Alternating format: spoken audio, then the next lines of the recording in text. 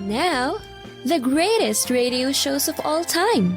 Suspense. The Shadow Node. Washington calling David Harding, counter-spy. Classic radio theater. The Great Gildersleeve. Fibber McGee and Molly. Dragnet.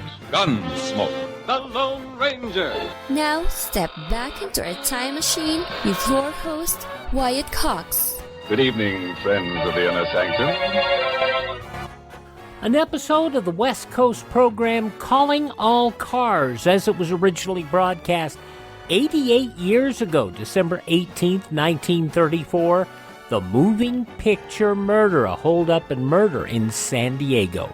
And we thank you for tuning in on this Sunday, 18th day of December, 352nd day of the year, 13 days remaining until we get to 2023. New Jersey became the third state to ratify the Constitution on this date in 1787. The first performance of Tchaikovsky's The Nutcracker held on this date in 1892. 1957, the Shippingport Atomic Power Station in Pennsylvania, the first civilian nuclear facility to generate electricity in the U.S., went online.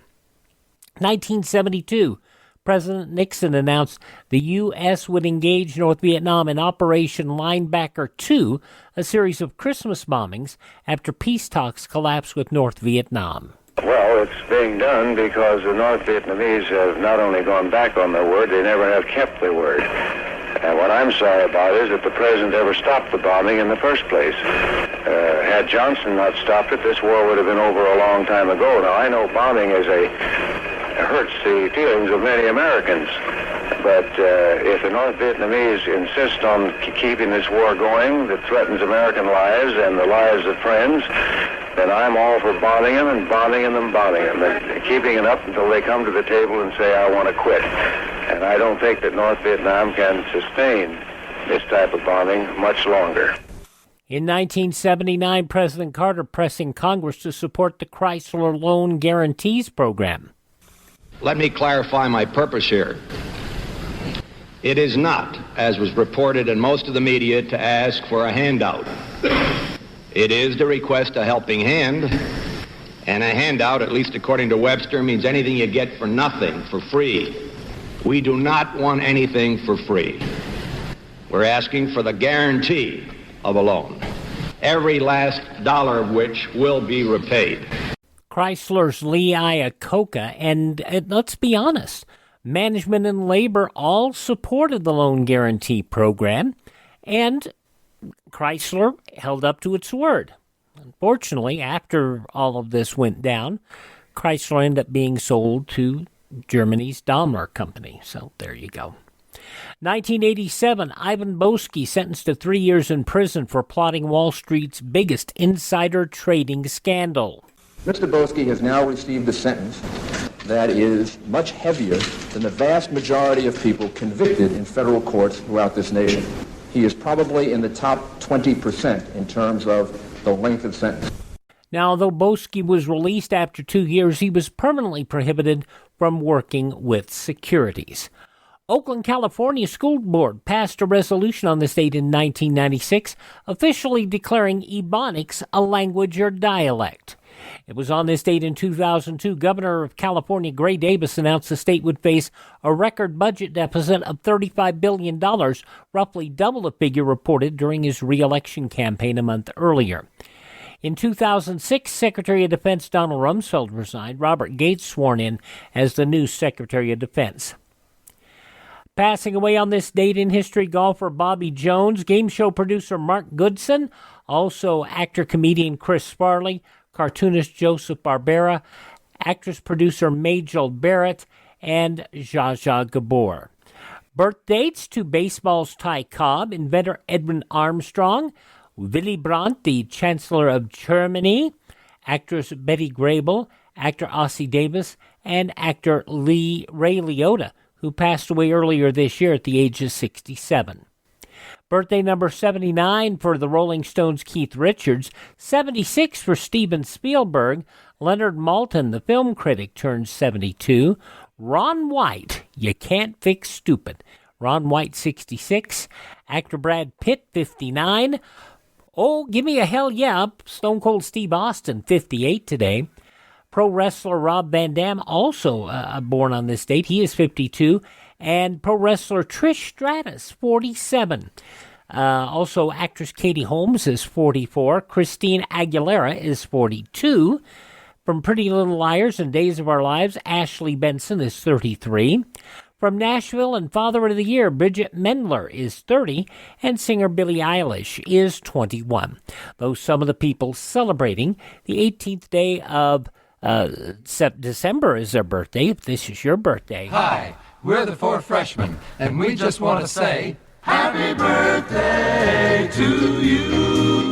From 88 years ago, December 18th, 1934, Calling All Cars. That's coming up next on this Sunday Classic Radio Theater with Wyatt Cox on your favorite radio station.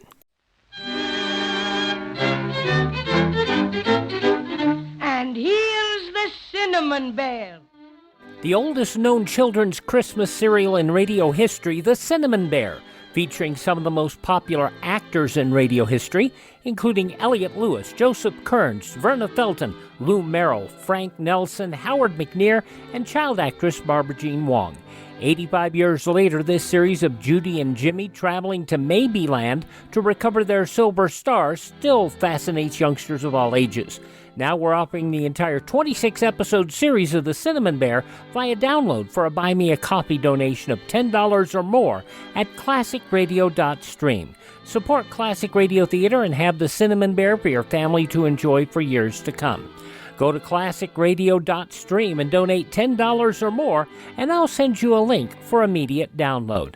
classicradio.stream.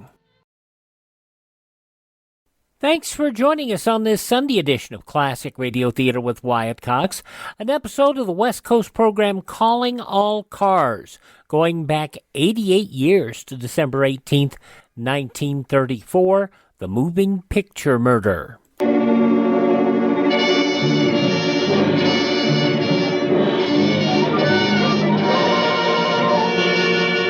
Calling All Cars, a presentation of the Rio Grande Oil Company.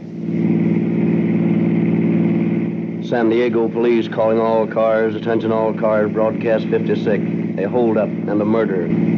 Suspect driving a Pontiac Coupe. License 1454022. 1454022. Last seen in the vicinity of 4th and B Street. Stand by for further information. That's all.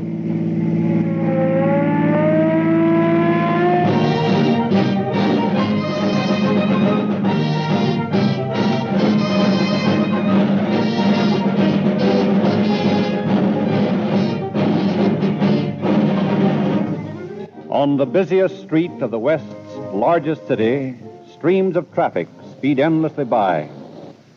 At the intersection of a quiet side street, a car waits impatiently for an opening to cross the boulevard. For heaven's sake, Henry, we can't wait all day. Can't you edge into that traffic? They'll stop for you. Not those wild-eyed drivers. I'll wait for an opening. Well, here comes one now. There's a clear space. Get across quick. All right. Henry, look out! Hurry faster! Oh!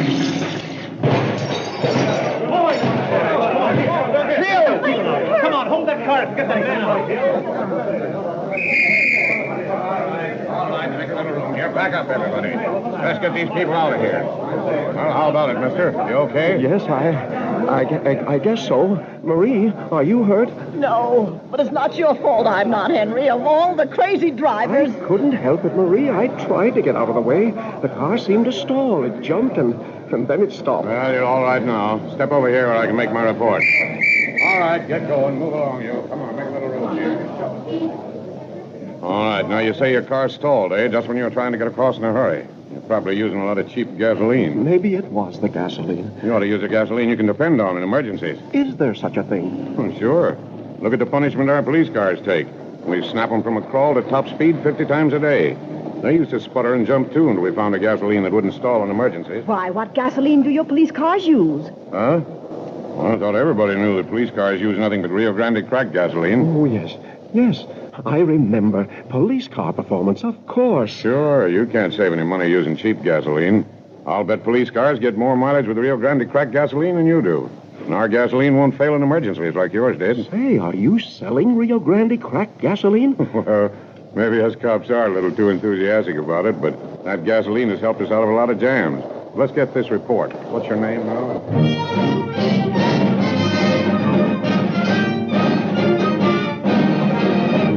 Tonight we are honored to have in our studio as our guest Chief George Sears of the San Diego Police Department, who has a message for you. Chief Sears. Good evening, friends of the West. This is the first time I've been privileged to address you on this great radio program since I became chief of the San Diego Police Department. Some time ago, our department was honored by calling all cars when the Agua Caliente money car holdup was dramatized. Tonight, I am happy to bring you another spectacular case from the files of our department. The moving picture murder, cold-blooded killing, which we relentlessly investigated until we had the satisfaction of seeing complete justice done. It took 5 years to get the second member of the murder duet, but never during those 5 years did our vigilance lag nor our determination weaken. And in the end, we got our man. How we got him, you are about to hear. On with the show.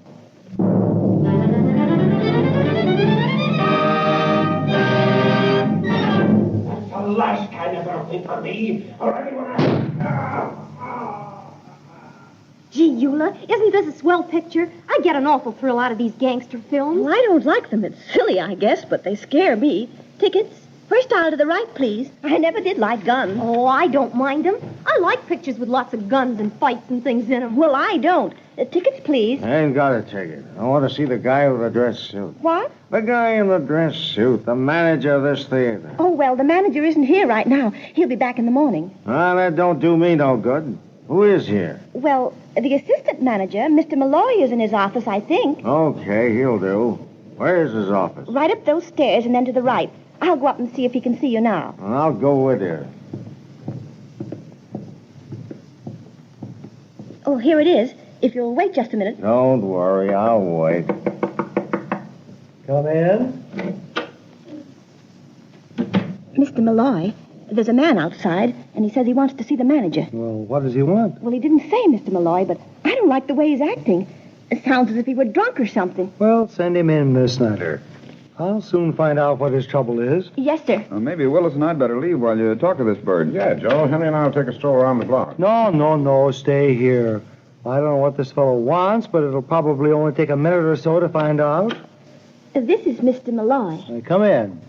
Thank you, Miss Snyder. You may go. Yes, sir. Well, what can I do for you? Stick up your hands. I mean this, and I don't want any monkey business. Stick 'em up. Look here, this isn't going to do you any good. All I have to do is... Stick up your hands and shut up. Open that safe over there. I'm sorry, but I can't. Open that safe. I don't know the new combination. It was changed yesterday. Don't hand me that. You got the combination. Well, all right. Keep your hands away from that pocket. Oh!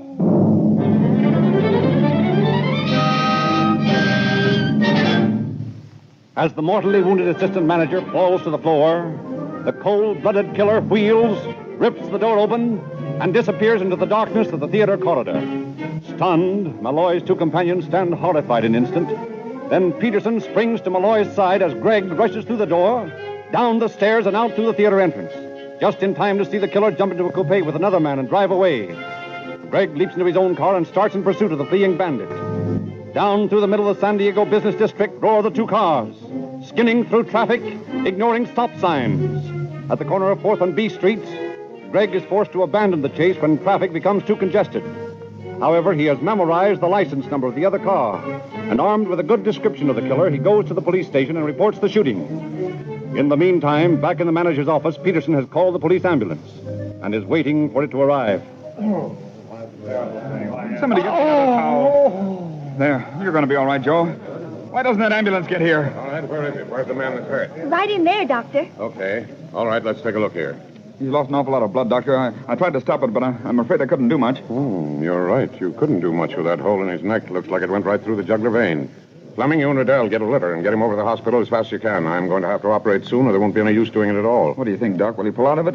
Well, that all depends on how soon we can get him to an operating table. All right. Clear the passage there. Come on. Make room. Someone keep that mob back until we get out. Wait a minute, Fleming. Wait a minute. Set him down. We can't wait to get him through that crowd. I'm going to operate here. Good Lord, Doctor, you can't do that. You haven't got any facilities. You haven't even a nurse. It's the only chance. He'll be dead in another 20 minutes. Fleming, keep these people back and get a light. Oh, but Doctor, you can't... If you want to help your friend, the best thing you can do is stay here, be quiet, and do exactly as I say. Understand? Yes, sir. All right. Hand me that bag. Here it is. That's right. Fleming, you hold that light over here a little where I can see what I'm doing. There. Wait a minute. I want to ask you people to be as quiet as possible. This man's life depends on all of you. Something. Let's look. Somebody take that woman away from here. Now, if we can just get this juggler tied together. There. Hand me that hemostat. There.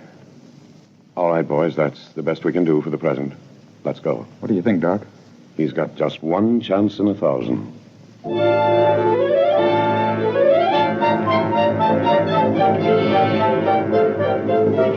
But despite the efforts of Dr. Brust, Malloy dies as the ambulance roars through the streets of San Diego towards the hospital. Meanwhile, Lieutenant Detective George Sears and Detective Sergeant Frank Bowe of the San Diego Police speed to the scene of the shooting, and there, surrounded by scores of curious onlookers, question the witnesses, Miss Snyder and Mr. Peterson.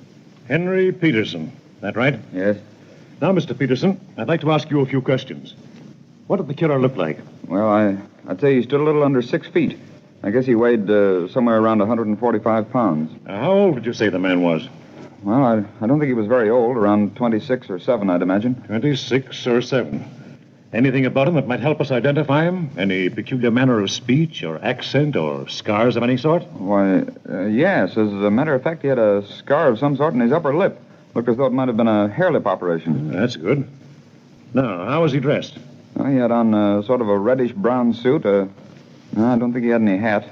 No, I'm sure he didn't. Well, thank you very much, Mr. Peterson. This will be a great help in running that man down.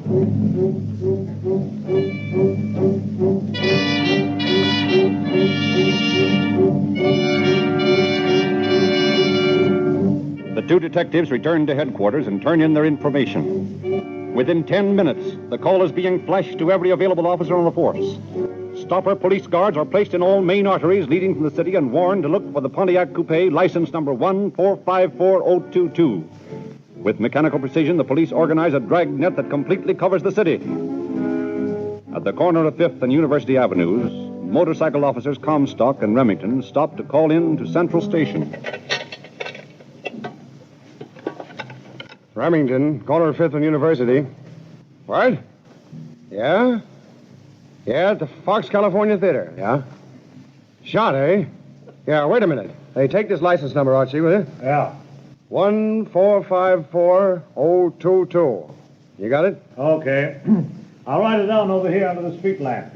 1454022. Right. All right, we'll watch for it. What's the dope, Tom? A fellow shot an attempted holdup. Died on the way to the hospital.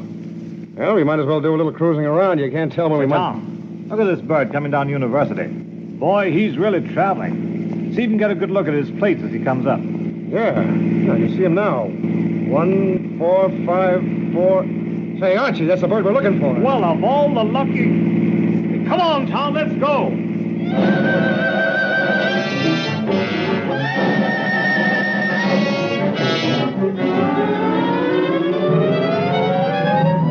The two officers jump on their motorcycles and start after the fleeing car. At the next block, it pulls up for a boulevard stop. Comstock orders it over to the curb. The driver looks back, hesitates, then starts to obey. As Comstock climbs off his motor and approaches the car, he's met by a hail of bullets. A sudden shock in his right shoulder, and he spins, grasps for support, and then fails to the street. His partner, Remington, opens fire as the driver of the bandit car hastily throws it in gear and careens off down the street, leaving a trail of whining bullets directed at Remington, who, stopping only long enough to ascertain that Comstock is not badly hurt, leaps on his motorcycle and continues the chase. The night air of San Diego was suddenly split by the scream of Remington's siren, the powerful roar of motors, and the deadly crack of revolver shots. Homeward bound workers, groups of party-bound revelers, homeless tramps stop in the street, transfixed with excited thrills, as the death car and its blazing pursuer scream by.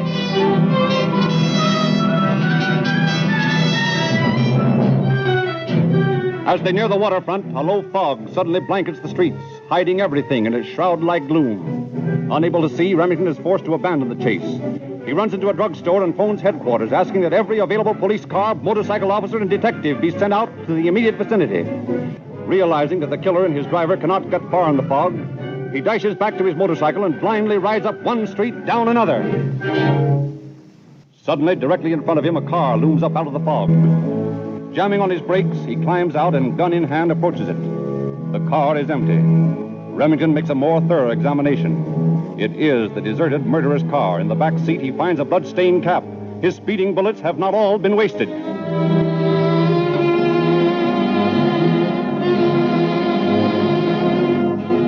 20 minutes later, a blockade has been thrown around the area, covering a section 5-block square. Policemen hurry through apartment houses, private dwellings, every place that might possibly be used as a hiding place for the fugitives.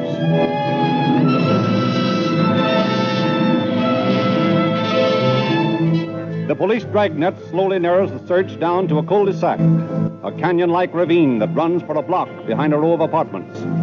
Searchlights are set up on the edge of the cliff, and while their startled beams stab the fog and darkness with pencils of light, officers beat through the heavy underbrush, clubs in one hand, guns in the other.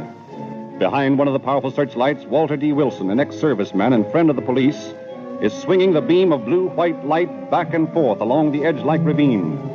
December 18th, 1934, calling all cars on Classic Radio Theater with Wyatt Cox. The news from 88 years ago today comes up following these words.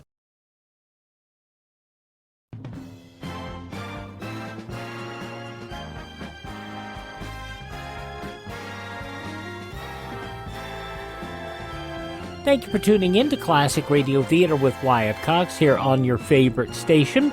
We're listening to an episode of Calling All Cars as it was broadcast Tuesday, 7:30 in the evening, December 18th, 1934.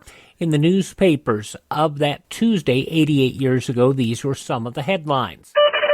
The administration tonight rejected through its Power Commission the suggestion of Thomas M. McCarter, president of the Edison Electric Institute, that the government operate with the power industry in seeking an early Supreme Court test of the constitutionality of the Tennessee Valley Authority. Frank R. McNitch, chairman of the Federal Power Commission, said in a statement that the Roosevelt Power Program had the support of the people, Congress, and the executive departments. Of McCarter's suggestion, McNitch asserted in all the history of the American government, no parallel where such a proposal can be found. The call is not for the government to halt, but for the industry to catch step and move forward along progressive lines. With members of his cabinet divided over the amount that should be spent, President Roosevelt worked at a multi-billion long-range program of public works to be sent to Congress early in January. Before him was a report from his National Resources Board mentioning a possible $100 billion expenditure of the next 2 decades. It opened up broad new fields of public works and outlined suggestions for a multiplicity of activities. Not only the cabinet, but members of Congress were divided over the extent to which the program should be carried out. Some Senate and House members thought it proposed too little. Others regarded it as too broad. Still others declined to comment. More than 30 bombs exploded in Havana between nightfall and midnight, terrorizing residents in many parts of the city. At least 2 persons were wounded in the explosions, which put the city in a high state of excitement. Seizure near Havana of a supply of dynamite on 4 passenger buses en route from Santiago to Havana, the arrest of 90 bus passengers, and the maneuvering of groups of police gave rise to reports that anti-government forces were about to strike against the government of Colonel Fulgencio Batista. An Army officer's report of secret activities of members of the ABC Society added to the revolution talk. The officer said he arrested 3 members of the ABC leaving Havana by highway and that they carried messages in cipher. Litigation between Dr. Fred Albee, orthopedic surgeon who maintains a sanitarium at Venice, Florida, and the Medical Society of the County of New York have been settled. That according to an announcement made in New York by Lloyd Paul Stryker, Dr. Albee's attorney. The surgeon, suspended earlier this year on charges of unethical advertising, will be reinstated on January 1. He will drop his legal proceedings against the society, which in turn will withdraw its appeal from a Supreme Court order directing it to restore Dr. Albee to membership. The federal government opens its heralded drive against alleged tie-ups between crime and criminal lawyers with the arrest of 2 attorneys charged with sharing in the $200,000 ransom paid the kidnappers of Charles F. Ushell. James C. Mathers, former Love County, Oklahoma judge, arrested in Oklahoma City. Ben Laska taken into custody in Denver on indictments returned in Oklahoma City. Those some of the day's top news stories as reported in the newspapers of Tuesday, December 18th, 1934. On your radio, Calling All Cars, we'll hear the conclusion in just a few moments. You're listening to Classic Radio Theater with Wyatt Cox on this Sunday on your favorite radio station.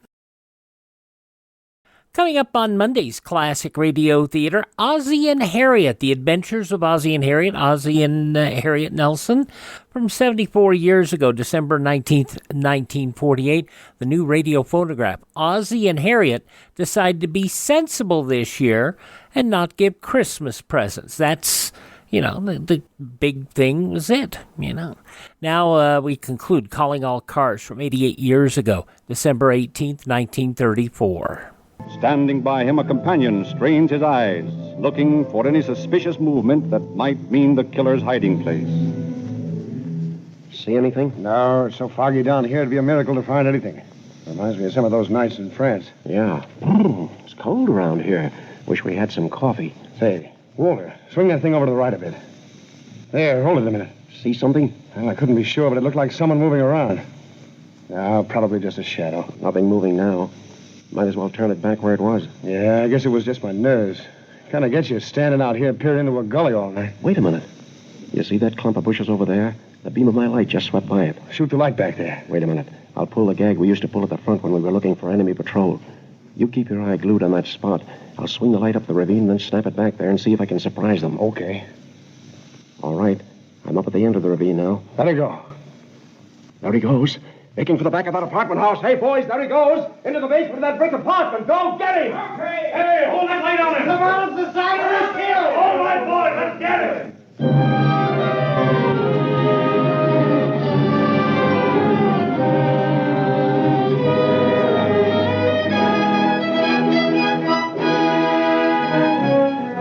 Two officers close in on the apartment building. The basement is pitch black. Anyone going in the door offers a perfect target for the desperate gunman.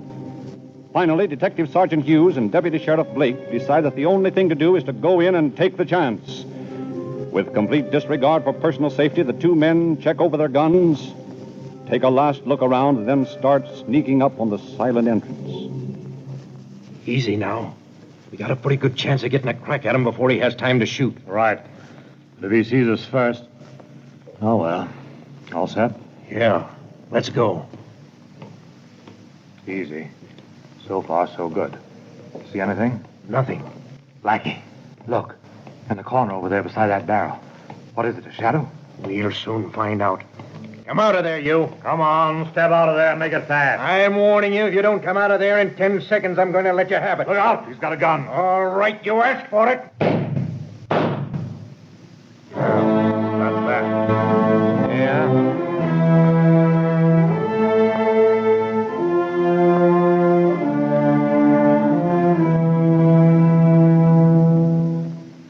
Coroner Schuyler C. Kelly arrives at the scene a short time later and from papers found on the body identifies it as that of Otto Andrews Morrissey, who lives on 8th Street, San Pedro.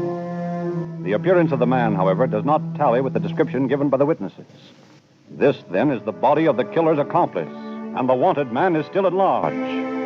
All through the rest of that night, the manhunt continues.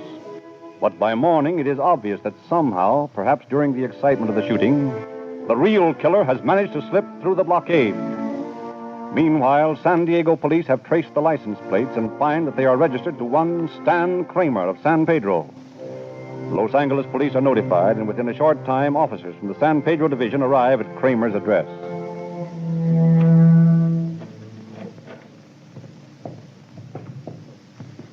Well, this is the place, all right.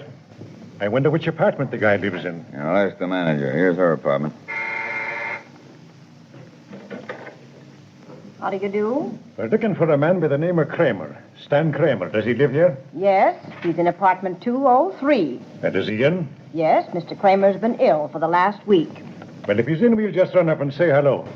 Come on, Harry. Okay. Sort of lets him out. Been sick for a week. Yeah, well, maybe it's all a stall. You know, I don't trust landladies when they speak English. Well, here we are. Now, on your toes, Harry. Maybe Mr. Kramer won't be so glad to see us. Here, push that bell. Who is it? Police officers. We want to ask you a few questions. All right. Wait a minute. Now, what do you want? You know a fellow by the name of Morrissey? Otto Morrissey? Never heard of him. Never heard of him, huh? What kind of a car do you drive? I haven't got a car. I can't afford one. Oh, you haven't got a car, huh? No. And how does it happen that a Pontiac coupe registered to you shows up on a beef in San Diego? I don't know what you're talking about. I haven't been out of this apartment for over a week. You must have the wrong Kramer. Now, listen, there's no use you beating around the bush. If you want to save yourself a lot of grief, you better start talking. I don't know what this is all about. I've been right here in this apartment. All right, Kramer. We know all about that, and we also know all about you. Get some clothes on. We're taking you down to headquarters. Hey, you can't do that. I haven't done anything. Well, then come clean.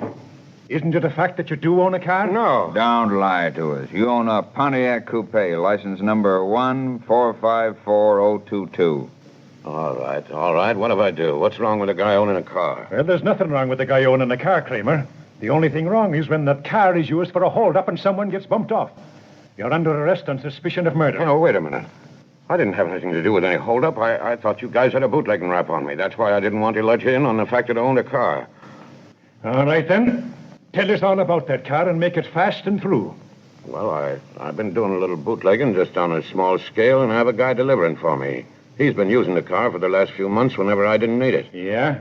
Go on. Well, last Sunday he come to me and wanted to buy the car. I wasn't going to use it, so I told him to go ahead. Did he have anybody with him? I don't know. He was alone when I talked to him. What's this helper's name? Say, listen, if I tell you guys all this, is anybody going to know who spilled it? I don't want to get a slug in my back. Well, if you mean Morrissey, he won't bother you any because he was killed in San Diego trying to get away from the police. Otto's dead? Yeah, I thought that'd do the trick. All right, spit it if you know what's good for you. Okay. The guy you want is probably Jim Durant. He was the other guy that borrowed the car. Yeah, that's more like it. Have you got any pictures or anything that might help us find him? I think there's an old passport around here. He used to be a sailor before he got into this racket. Well, suppose you take a look around and see if you can find it. And don't try to pull anything fast on me because I got this coat on you all the time. Okay. That ain't necessary. Well, I'm the best judge of that. I think his stuff's over in that suitcase in the corner. Yeah. Here's all his junk. Let's see. Yeah, here it is. There's some letters and some other stuff here, too. Well, that's swell. It looks like Mr. Durant's days are numbered.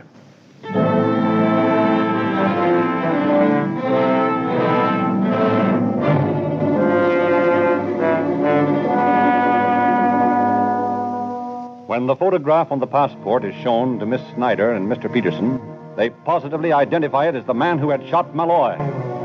The San Diego police, now that they have photographs, fingerprints, and description to work with, prosecute the search with increased energy. But first days, then weeks, and finally months go by with no sign of the fugitive killer. $600 is spent on postage to mail circulars to every city, town, and county in the United States. Newspapers carry pictures of the wanted man and offer a reward for information concerning him. But no word is received. Durant has disappeared into oblivion.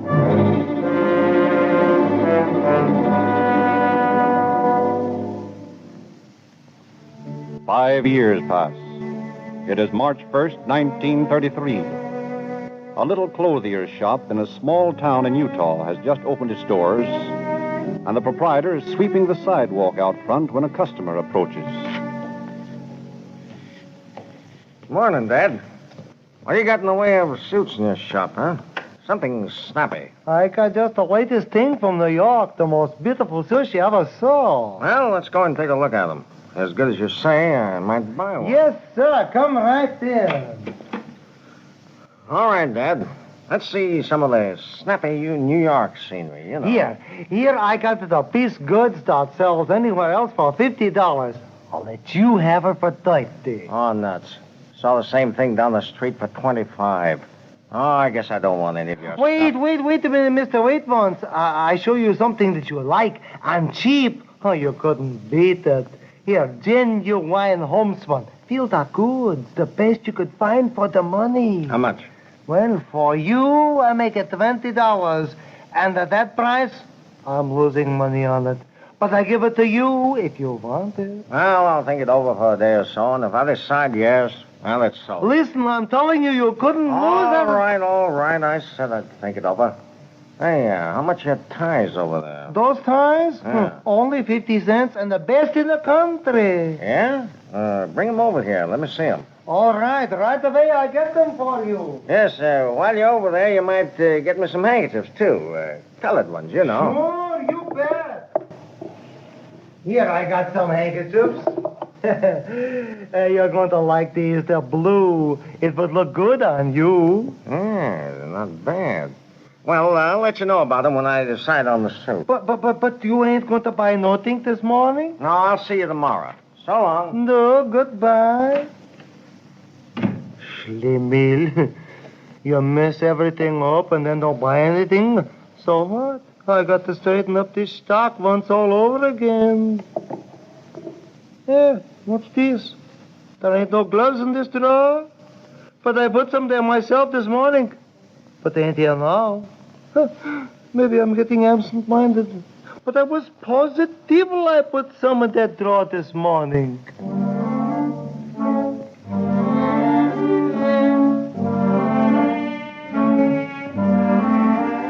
2 days later, the suspicious proprietor is about to close up for the noon hour when the annoying customer again enters his shop. This time, the proprietor, keeping his eye on him, sees the man reach into a drawer filled with tie pins, studs, and collar buttons. Excusing himself for a minute, he goes to the door, beckons to the first man he sees, and asks him to phone the police. He then goes back and stalls the customer until the police arrive. Well, what's the trouble here? This man here is a thief. Why, you lousy little... Quiet down, quiet. What's it all about? 2 days ago, I missed some gloves. This man, he was in here and talked to me about buying some clothes. And when I found the things was gone, I thought I'd maybe had a mistake. But today he comes back and I watched him, and he started to steal some other things when I didn't think I was looking. Say, this old guy's nuts. Well, I never saw him before in my life. See, I got a good notion to smack you right in the nose, you meddling old... What's your name, mister? Oh, Ralph Hill. Where do you reside? Well, that's none of your business. I don't have to answer any questions. You haven't got anything on me. Well, you're getting mighty hot under the collar for a young fellow who's done nothing. Think I'd better take you along down to the station. You can tell us all about it down there. Hey, listen, you got no right to doing this. I know my rights. All right. You can tell all that to the sergeant. Before you should take him away, officer, could you maybe get back for me those things he just lifted from that drawer?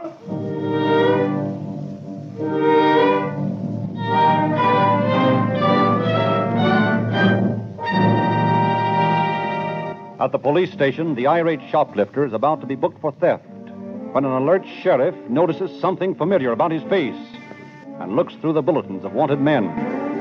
Suddenly, he stops before one marked B8078, wanted for murder, James Durant. The end of the long chase is at last reached. The Utah police notify San Diego, and Chief of Detectives Kelly of San Diego Police Department, accompanied by District Attorney Whelan, go to Utah, secure extradition papers, and bring Durant back. In the San Diego jail, the detectives question Durant. Well, Durant, it's been a long chase. You've made a lot of people plenty sore at you. Well, if it hadn't been for that mug in the clothing store, you guys never would have found me. Oh, I think we would. You fellas can stay away just so long, and then you're bound to make a slip. Yours was in taking up the shoplifting racket. Well, I never would have been in this mess if that guy at the theater hadn't made a pass for his gun. He didn't have any gun. That was another of those mistakes I've been telling you about. All he was trying to do was to get the new combination of the safe out of his vest pocket. On the level? Sure, he didn't have a gun. You were just a little too nervous. Gee, if I'd only known that, I wouldn't be here.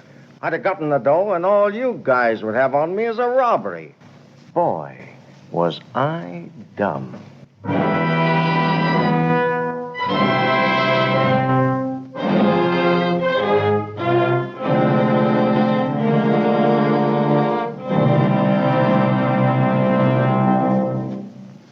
If the perfect case our officers had built against Durant, plus his previous criminal record, including a dishonorable discharge from the Navy and a term at Alcatraz, the killer didn't have a chance.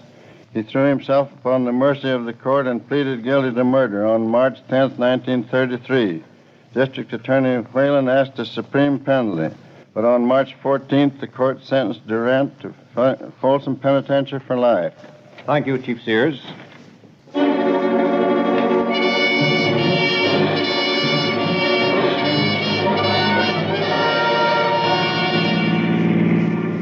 San Diego Police calling all cars, attention all cars, cancellation broadcast 56 regarding a murder.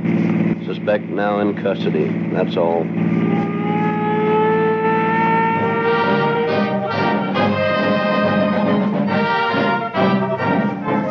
Calling All Cars is written and produced by William N. Robeson. This is your narrator, Frederick Lindsley, saying good night for the Rio Grande Oil Company. From 88 years ago, December 18th, 1934, Calling All Cars here on Classic Radio Theater with Wyatt Cox. Thank this station, support their advertisers. It's their kindness and courtesy that allow us to be with you each and every time we roll around here on your favorite radio station. If you miss a day, you don't have to miss a single show. All of our shows are available on demand at classicradio.stream. That is classicradio.stream. You can stream all of our shows on demand, including our Christmas shows that'll be out in a week or so. You can also hear all of our shows on demand. You can find our social media links. You can find how to build a classic radio collection of your own. And you can buy me a coffee. And don't forget, the Buy Me a Coffee link right now has the Cinnamon Bear as an extra with a donation of $10 or more. That's at classicradio.stream, the Buy Me a Coffee link, classicradio.stream. Thank you so much for making us a part of your day. An advance Merry Christmas, and please tell all your friends the great radio shows are right here at this spot on the dial. Classic Radio Theater with Wyatt Cox on your favorite radio station.